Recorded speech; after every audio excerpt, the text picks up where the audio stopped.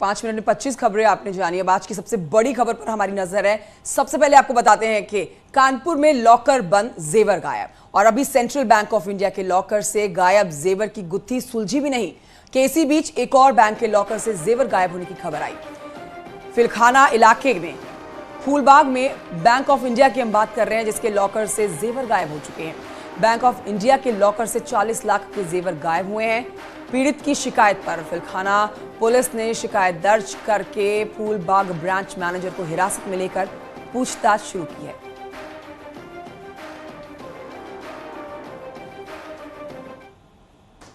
तो ये कोई पहली घटना नहीं है जब इस तरीके से लॉकर में रखा सामान गायब हुआ हो। 14 मार्च से लेकर अब तक कानपुर के 2 बैंकों से करीबन 10 लोगों के लॉकर से 3 करोड़ से ज्यादा के जेवर गायब हो चुके हैं। सेंट्रल बैंक ऑफ इंडिया के कराची खाना ब्रांच से करीबन 9 लोगों के लॉकर साफ हो चुके हैं। बैंकों के लॉकर से लगातार गहने गायब होने पर ग्राहकों के होश उड़े हुए हैं। वहीं प्रशासन के लिए अब ये एक बड़ी चुनौती बन गई है। फिलहाल बैंक ने विभागीय जांच बिठा दी है। वहीं पुलिस ने पूरी जांच SIT को सौंप दी है। साथ ही क्राइम ब्रांच भी चोरों को पकड़ने में जुट गई है।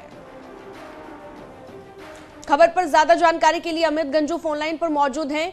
अमित, लगातार इस तरह की घटनाएं सामने आ रही है कि बैंक में लॉकर में रखे गहने गायब हो जाते हैं और सवाल अब ये है कि आखिरकार SIT ने जो अब तक जांच की है उसमें क्या कुछ निकलकर सामने आया है।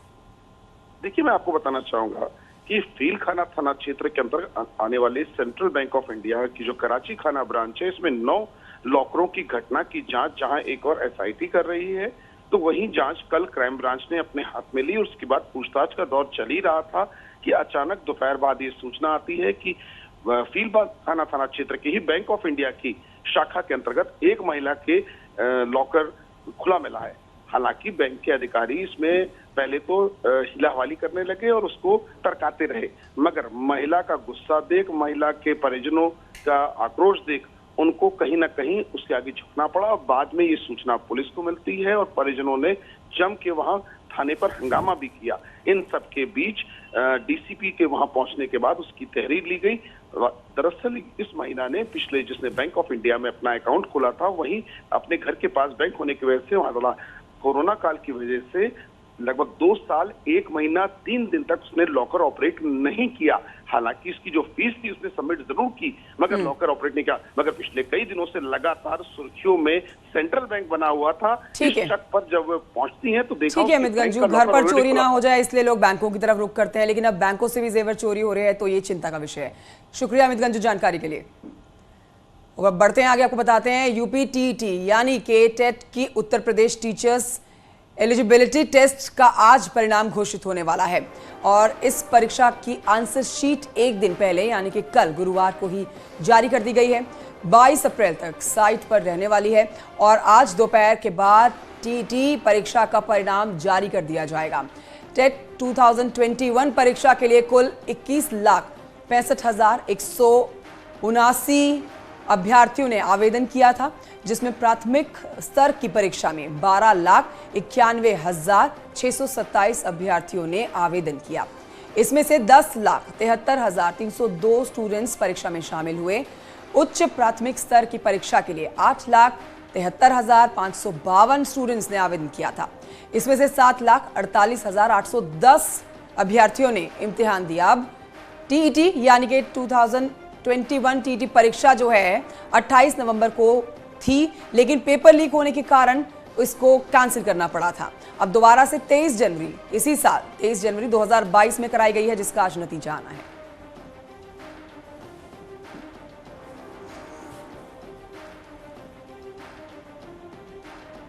तो कैसे आप रिजल्ट देख सकते हैं वो भी आपको बता देते हैं कि आज दोपहर बाद रिजल्ट जारी होना है। UPTET की वेबसाइट पर जाकर आप रिजल्ट देख सकते हैं। रोल नंबर और पासवर्ड से लॉगिन होगा। उसके बाद रिजल्ट डाउनलोड कर आप प्रिंट आउट ले सकते हैं। आंसर शीट गुरुवार को ही जारी हो चुकी है और जानकारी आपको ये भी दे दें कि जिस वेबसाइट पर आप जा सकते हैं वो है updeled.government.in। तो इस वेबसाइट पर जाकर आप भी रिजल्ट देख सकते हैं। तो UPTET के लिए क्वालिफाइंग जो होंगे स्टूडेंट्स, कुल 150 अंकों की ये टेट परीक्षा है। न्यूनतम क्वालिफाइंग मार्क्स जरूरी हैं, सबसे मिनिमम आपको नंबर लाने जरूरी होंगे। सामान्य के लिए न्यूनतम 90 अंक, SC ST के लिए न्यूनतम 82.5 अंक बेहद जरूरी है। और देखिए स्टूडेंट्स की भी बेसब्री बढ़ रही है क्योंकि आज नतीजे घोषित होने हैं। कल आंसर शीट जारी की गई है। सरकार की वेबसाइट्स हमने आपको बता दी हैं जहां पर अपने अपने मार्कशीट्स देख सकते हैं, अपने नंबर जान सकते हैं।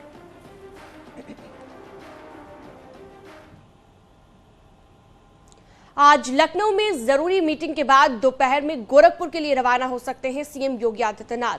खबर यह भी है कि गोरखपुर के भटहट में बन रही आयुष विश्वविद्यालय का निरीक्षण मुख्यमंत्री योगी आदित्यनाथ कर सकते हैं।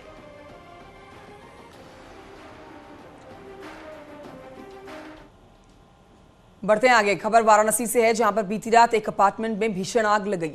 सुरक्षा मानकों की पूरी पोल खोल दी इस आग ने। दरअसल वाराणसी के सिगरा इलाके के अन्नपूर्णा ग्रेडियर अपार्टमेंट की हम बात कर रहे हैं, जिसके चौथे फ्लोर पर यह भीषण आग की तस्वीरें आप देख सकते हैं। 11 फ्लोर और 44 फ्लैट्स वाले इस अपार्टमेंट के चौथे फ्लोर पर भीषण आग लगी। आग इतनी भयानक थी कि इसे बुझाने में फायर ब्रिगेड की 12 गाड़ियां लगी। NDRF के जवान, VDA के अधिकारी और कर्मचारियों के साथ पुलिस फोर्स को बुलाना पड़ा क्योंकि आग ने पूरे चौथे फ्लोर को अपनी चपेट में ले लिया था। दमकल की गाड़ियों के पहुंचने के बाद फंसे हुए लोगों को निकालने के लिए हाइड्रोलिक क्रेन्स बुलाने पड़े, जिसके जरिए छत पर फंसे हुए लोगों को नीचे उतारा गया। आग रात करीब 9 बजे लगी और 12 बजे तक इस पर काबू पा लिया गया। आग पर काबू पा लिया गया, लेकिन बिल्डिंग की सुरक्षा मानकों पर सवाल खड़े हो रहे हैं।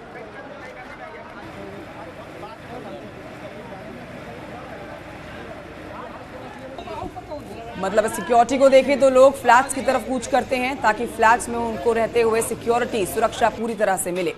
अब ऐसे में जो आग चौथे फ्लोर पर लगी है, आग की ऊंची ऊंची लपटें और रात 12 बजे तक इस पर जो काबू पाया गया है दमकल की 12 गाड़ियों के द्वारा, आप समझिए सवाल यहां पर खड़े होते हैं, सुरक्षा मानकों को लेकर सवाल खड़े होते हैं।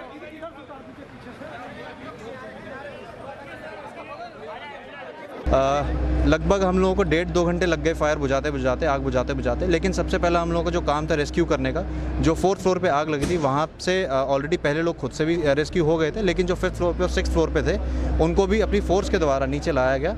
वहाँ पे कुछ सिलेंडर्स भी थे, वहाँ पे हमारे CFO साहब ने बहुत अच्छा काम किया, जिन्होंने सिलेंडर्स बेसिकली जितने भी थे वहाँ पे गरम अपने हाथों से स्वयं इन्होंने बाहर निकाले अपनी फोर्स के साथ में। लड़कों ने काफ़ी अच्छा काम किया और उसके बाद में हमारा टॉप फ्लोर पे 14 लड़के लगभग फंसे हुए थे। 14 लोग जो अपार्टमेंट्स के हैं वो फंसे हुए थे, लेकिन हम लोगों के जो 15-16 सिपाही हमारे भी सब इंस्पेक्टर्स कुछ ऑलरेडी ऊपर पहुंच चुके थे।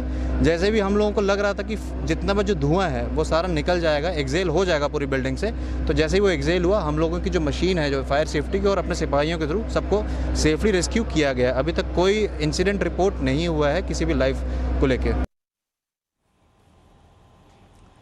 गुरुवार को पूरे दिन यूपी में बुलडोजर का एक्शन देखने को मिला कि गाजियाबाद में सरकारी जमीनों से अवैध कब्जे हटाए गए और लगातार ये काम जारी है। इसी कड़ी में मोदी नगर क्षेत्र के तलहटा गांव में लाखों रुपए की कीमत की सरकारी जमीन भूमाफिया के कब्जे से खाली कराई गई।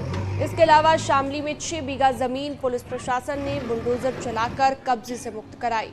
अवैध निर्माण को ध्वस्त किया गया। शामली में बुलडोजर का एक्शन लगातार 3 दिनों से जारी है।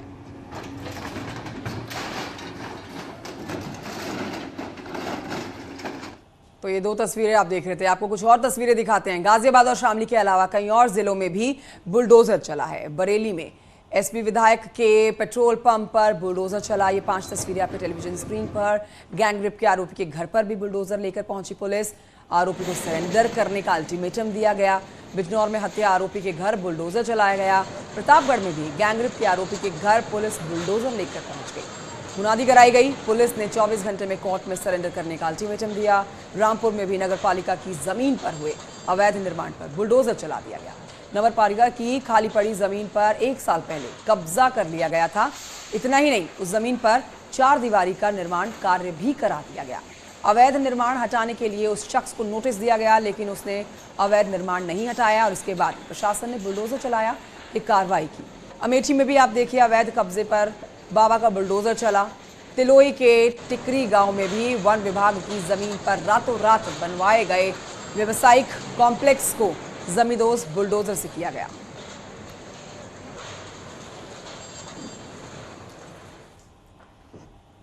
और चलिए बढ़ते हैं अगली खबर की ओर। हाई कोर्ट की लखनऊ बेंच ने आवारा कुत्तों के हमले में मारे गए बच्चे के मामले में स्वतः संज्ञान लिया है। हाई कोर्ट ने सरकार और अन्य विभागों को नोटिस जारी किया है और घायल बच्चे का फ्री में इलाज कराने का भी आदेश जारी किया है।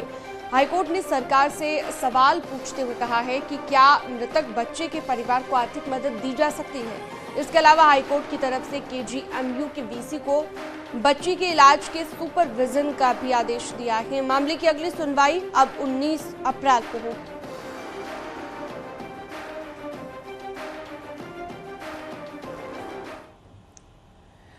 अब आपको बताते हैं अपराधियों माफियाओं पर कार्रवाई जारी है। इस बीच अजान को लेकर विवाद एक बार फिर से उठ खड़ा हुआ है। दरअसल कर्नाटक में कुछ मस्जिदों के लाउडस्पीकर को लेकर जारी नोटिस के बाद धर्म के धरातल से सियासत के गलियारों तक बयानों का बवंडर उठ रहा है। देखिए रिपोर्ट। जो अजान 3-4 मिनट के अंदर ख़त्म हो जाती है उससे पॉल्यूशन फैलाने की बात कर रहे हैं। हिंदू और मुसलमान की सियासत हनुमान चालीसा बनाम अजान पर जा पहुंची है। गायिका अनुराधा पौडवाल ने अजान पर सवाल उठाए तो अपने बयानों से विवादों में रहने वाले समाजवादी पार्टी के सांसद शफीकुर रहमान बर्क कह रहे हैं कि लोगों को 3 मिनट की अजान से तो दिक्कत है, लेकिन अखंड रामायण के पाठ से नहीं। अखंड पाठ का ये जो 24 घंटे होता है तो उसको तो आप नहीं कह रहे कि पॉल्यूशन हो रहा है, लेकिन यहाँ जो अजान 3-4 मिनट के अंदर ख़त्म हो जाती है उससे पॉल्यूशन फैलाने की बात कर रहे हैं। तो ये नफ़रत की पॉलिसी है, ये नफ़रत की पॉलिसी नहीं होनी चाहिए। इसलिए मैं चाहता हूँ कि अजान जिस तरह होती है होने दें। दरअसल ध्वनि प्रदूषण को लेकर सुप्रीम कोर्ट के निर्देशों के पालन के लिए कई राज्यों में नोटिस जारी किए गए हैं और अब इसी को लेकर विवादों का बवंडर उठ रहा है। ने तो ये कहा कि जब लाउड स्पीकर मस्जिद से अजान जो 3 मिनट की अजान होती है, आज इस 72 साल के बाद आज लोगों को उस अजान से तकलीफ हो रही है। सवाल एक वर्ग विशेष को दबाने और उसके धार्मिक क्रियाकलापों पर रोक लगाने को लेकर है। लिहाजा राजनीति के रणबांकुरे भी अब मैदान में उतर आए हैं। सत्ताधारी दल बीजेपी कह रही है कि झूठा माहौल बनाया जा रहा है। किसको जो है दबाने की कोशिश हो रही है? कोई उदाहरण है इसका? कोई किसी भी प्रकार की कोई घटना है इस प्रकार की? यदि कहीं पर कोई अपराध होता है तो सामान्य रूप से कोई अपराध होता है तो होता है, उसके शिकार हिंदू भी होते हैं, कुछ मात्रा में मुसलमान भी होते हैं। ये जो सारी चीजें हैं ये काल्पनिक बात है। और अजान की जो बात है, कौन किस पर आपत्ति कर रहा है? जानकारी के मुताबिक कर्नाटक और महाराष्ट्र में कुछ मस्जिदों और मंदिरों के लाउड स्पीकर को लेकर नोटिस जारी किए गए, जिस पर देश की राजनीति गर्मा गई है और इस सियासत पर धर्म का लबादा उड़ा दिया गया है। Bureau report news 18। खबरें लगातार जारी रहेंगी, यहाँ रुकेंगे एक छोटे से ब्रेक के लिए। न्यूज़ हेडलाइंस के प्रायोजक